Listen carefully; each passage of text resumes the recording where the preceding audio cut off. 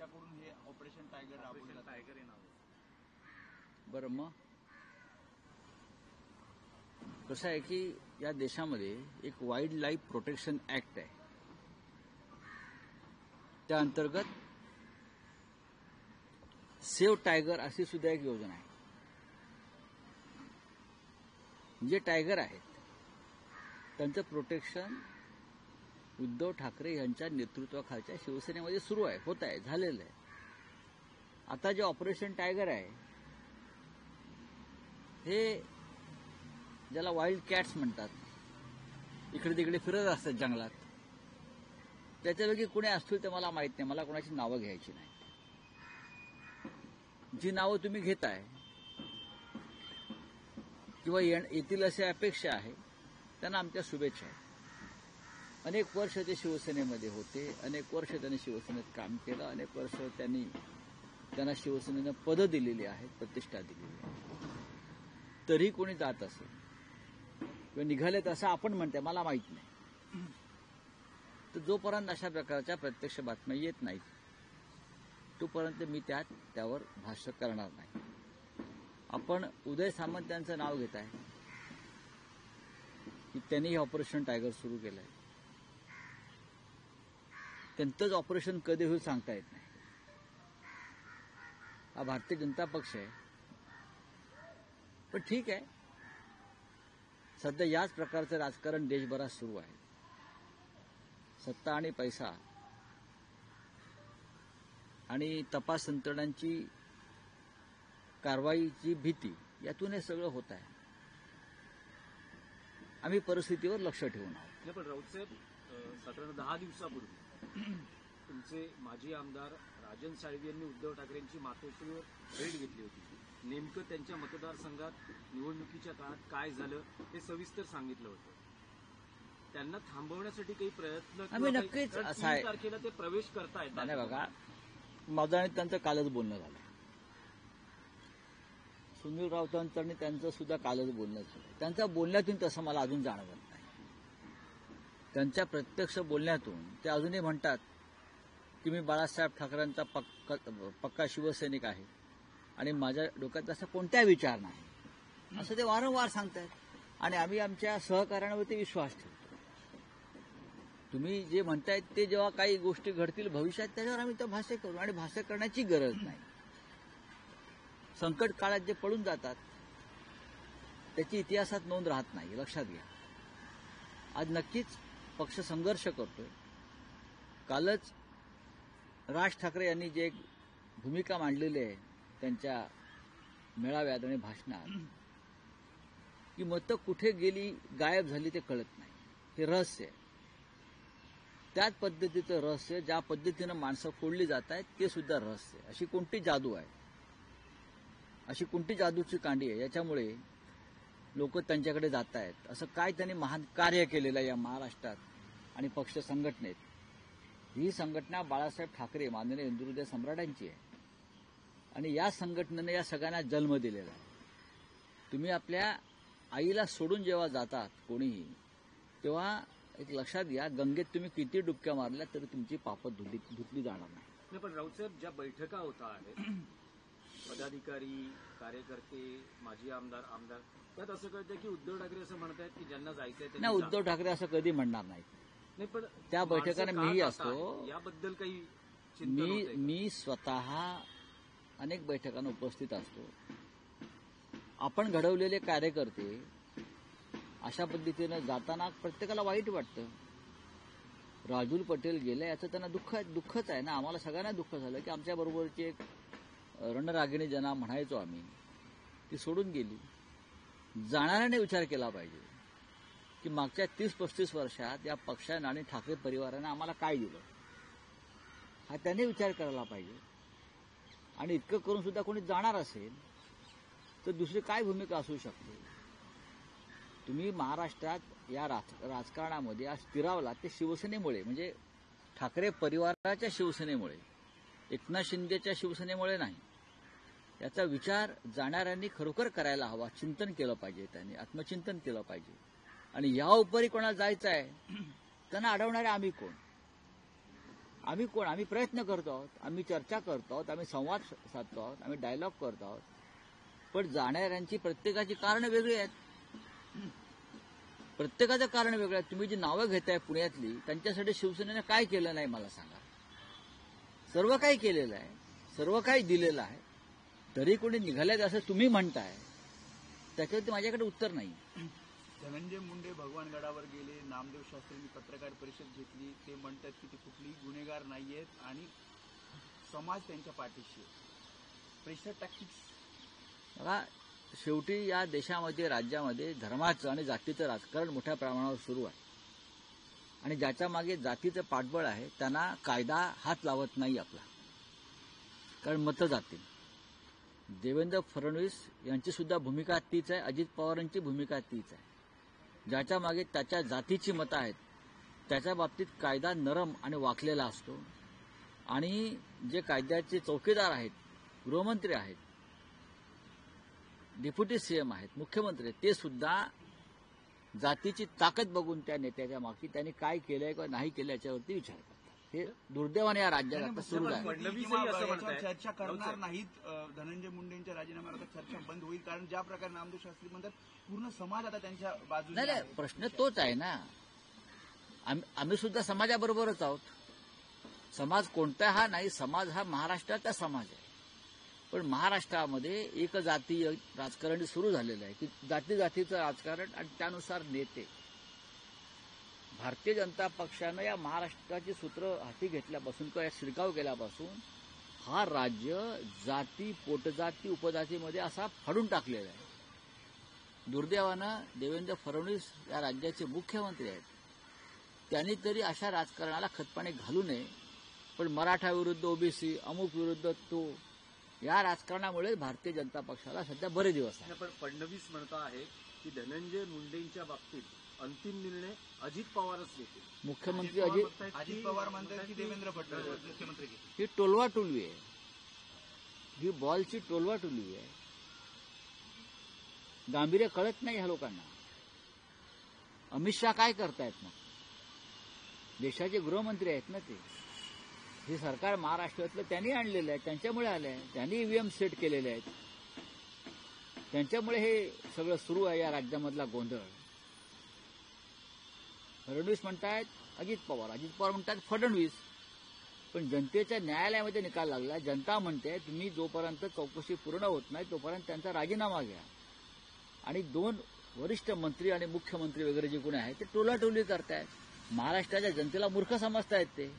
राज ठाकरेंचा एक मेळावा झाला, त्यात संपूर्ण भाषणामध्ये कुठेही आतापर्यंत उद्धव ठाकरे किंवा ठाकरे गटावर टीका झाली नाही. पहिल्यांदाच असं घडलं की ठाकरे यांच्यावर बोलले नाही. आज तुम्ही देखील राज ठाकरे यांची स्तुती केली.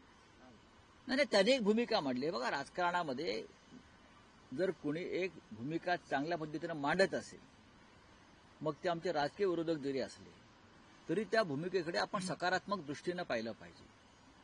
या देशामध्ये अनेक लोक ईव्हीएमवर भूमिका मांडतायत. महाराष्ट्रामध्ये सुद्धा आम्ही मांडतोय. पण भारतीय जनता पक्षाबरोबर सख्य असलेले राज ठाकरे, भारतीय जनता पक्षाबरोबर किंवा एकनाथ शिंदे यांच्या गटाबरोबर सख्य असलेले राज ठाकरे सुद्धा ही भूमिका मांडतायत की झालेलं मतदान कुठे गेलं हे रहस्य आहे, हा संशय आहे, मतदान गायब झालं. जसं त्याने एक उदाहरण दिलं की राजू पाटील यांच्या गावात 1400 मतं आहेत. त्यांचे विद्यमान आमदार होते. राजू पाटील यांच्या गावात 1400 मतं आहेत आणि 1400 मतांच्या गावात राजू पाटील यांना एकही मत पडू नये हे संशयास्पदच आहे. अशा तक्रारी गावागावातून आलेल्या आहेत. राजू पाटलांचं उदाहरण आहे. पण महाराष्ट्रातल्या असंख्य शेकडो गावातून, ज्या गावावर त्या नेत्याचा प्रभाव आहे, ज्या मतदारसंघात किंवा त्या भागात ज्यांचा प्रभाव, तिथे त्यांना एकही मत पडू नये यासारखं रहस्य कोणतं असू शकेल? नरेंद्र मोदी हे रहस्यभेदक जादूगार आहेत. त्यांनी जादू कशी झाली अमित शहाने सांगायला पाहिजे. जादू कशी झाली फडणवीसांनी सांगायला पाहिजे. 1400 गाव आहे, 1400चं गाव राजू पाटलांचं आमदारांचं आहे आणि तिकडे त्यांना भरघोस मतदान आतापर्यंत झालेलं असताना त्यांना एकही मत मिळू नये हा जर प्रश्न राज ठाकरे यांनी उपस्थित केलेला आहे, तर त्या प्रश्नाचं उत्तर कोणी द्यायचं? ते उत्तर देवेंद्र फडणवीसांनी दिलं पाहिजे. निवडणूक आयोगाने दिलं पाहिजे. नाही, पण राऊत साहेब त्यांनी त्यांच्या भाषणात हाही एक मुद्दा उपस्थित केला की सतत त्यांच्यावर आरोप केला जातो, टीका केली जाते की ते भूमिका बदलतात, त्यांच्या भूमिकांवर ठाम नाही. पण त्यांनी भूतकाळात ज्या ज्या पक्षाची भूमिका बदलली बघा, त्यात इतर जनसंघ पक्ष असेल, जनता पार्टी बघा, असेल, बघा. अगदी शिवसेनेचाही त्यांनी आणीबाणीला समर्थन केलं बाळासाहेबांनी. मुस्लिम लीग बरोबर अहो, काँग्रेस ते बाळासाहेब ठाकरे होते. युती केली. बाळासाहेब ठाकरे असतील, माननीय बाळासाहेब ठाकरे असतील, माननीय शरद पवार जे असतील, अन्य कोणी असतील, त्यांचा कालखंड वेगळा होता. तेव्हाचे प्रसंग आणि घडामोडी वेगळ्या होत्या. आज ते आहे का? आज महाराष्ट्र संकटात आहे. आज हे राज्य खतम करण्यासाठी दिल्लीतून प्रयत्न सुरू आहे. आज बाळासाहेब ठाकरेंची शिवसेनाच तोडायची, खतम करायची, ठाकरे ब्रँड संपवायचा पूर्णपणे. जे काय ठाकरे नावाला या राज्यात वलय आणि ताकद आहे ठाकरे, त्याच्या विरोधामध्ये दिल्लीची सत्ता उभी आहे, या राज्याची सत्ता उभी आहे. अशा वेळेला सातत्यानं भूमिका बदलून चालणार नाही. आधी महाराष्ट्र वाचवायला पाहिजे, मराठी माणसाचं अस्तित्व वाचवायला पाहिजे. ही भूमिका महाराष्ट्रावर प्रेम करणाऱ्या सगळ्याच राजकीय पक्षांनी घेणं गरजेचं आहे. मग ते भारतीय जनता पक्षातले असू द्यात, त्या शिंदे गटातले असू द्यात किंवा अजित पवार गटातले असू द्यात. महाराष्ट्राच्या पलीकडे राजकारण नाही. नाही, पण राऊत साहेब, महाराष्ट्राच्या विधानसभा निकालांबद्दल महाविकास आघाडीनं जी भूमिका मांडली तीच भूमिका आज राज ठाकरेही मांडतायत. तर अशा वेळेस महाविकास आघाडीचे दरवाजे पुढच्या काळात राज ठाकरेंसाठी खुले होऊ शकतात. हा विषय आहे ना, हा त्यांनी त्यांच्या मेळाव्यात मांडलेला विषय आहे. त्यांच्या पक्षाच्या कार्यकर्त्यांना मार्गदर्शन करताना त्यांनी घेतलेली ही एक सरळसोट भूमिका आहे आणि त्या भूमिकेचं स्वागत करायला काहीच हरकत नाही. त्यांनी जे मुद्दे मांडलेले आहेत त्या मुद्द्यांना विरोध करावा असं त्यात काहीच नाही. विरोधासाठी विरोध ही महाराष्ट्रात सध्या जी सुरू झालेली एक लाट आलेली आहे, विरोधासाठी विरोध, मला वाटतं की त्यातून आपण सगळ्यांनी बाहेर पडलं पाहिजे. पण मुद्दे जर समान असतील तर अशा वेळेस महाविकास आघाडीचे दरवाजे राज ठाकरेंसाठी खुले होऊ शकतात. असं आहे की हे त्यांनी केलेल्या एका भाषणावरती कसं काय मी सांगू. त्यांच्या भूमिका भविष्यात काय आहेत त्या महत्वाच्या आहेत ना.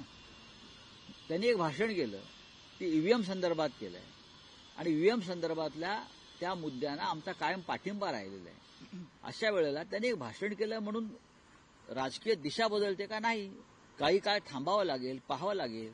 आम्ही वारंवार सांगतोय की राज ठाकरे यांची भूमिका ही भाजप धार्जिणी, एकनाथ शिंदे गटाच्या धार्जिणी असल्यामुळे या दोन्ही पक्ष हे महाराष्ट्राचे शत्रू आहेत असं आम्ही जाहीर केलेलं आहे. अशा वेळेला राज ठाकरे त्यांच्याबरोबर जात आहेत हे महाराष्ट्राच्या हिताचं नाही असं आमचं म्हणणं होतं. आम्ही त्यांच्या पुढल्या वाटचालीकडे लक्ष ठेवू. राऊत साहेब, आणखी एक होतं की फडणवीस काल दिल्लीत असं म्हणाले की युतीची चर्चा ही कधी लग्न किंवा अशा सोहळ्यांमध्ये होत नसते. जे परवा घडलं चंद्रकांत दादा आणि उद्धव ठाकरेंमधला संवाद, त्या पार्श्वभूमीवर त्यांची प्रतिक्रिया होती. नाही, ते चुकीचं काहीच बोललेलं नाही. आम्ही असं कुठे म्हणतो की लग्न, मुंजी, बारसं, बरं का, वाढदिवस या सोहळ्यामध्ये चर्चा होतात. पण जेव्हा नेते आणि राजकीय कार्यकर्ते भेटतात आणि ते आपल्या भावना व्यक्त करतात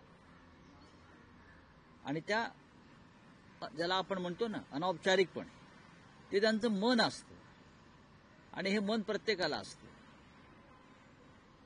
चंद्रकांत पाटील बोलले, उद्धव ठाकरेंनी ऐकलं, उद्धवजी बोलले, दादानी ऐकलं आणि आपापला विचार करून निघून गेले. लग्नामध्ये मगाशी म्हटलं लग्न कार्य वगैरे वगैरे, पण लोक भेटतात, चर्चा करतात. यातलं मन समजून घेतलं पाहिजे देवेंद्र फडणवीस यांनी, जर त्यांना मन असेल तर. राऊत साहेब, आणखी पालकमंत्रीपदाचा विषय आहे.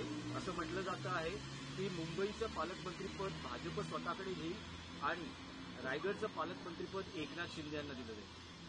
मला वाटतं की रायगडचं पालकमंत्रीपद सध्या अजित पवार यांच्या गटाकडे आहे, ते भाजपकडे नाही. स्थगिती आहे.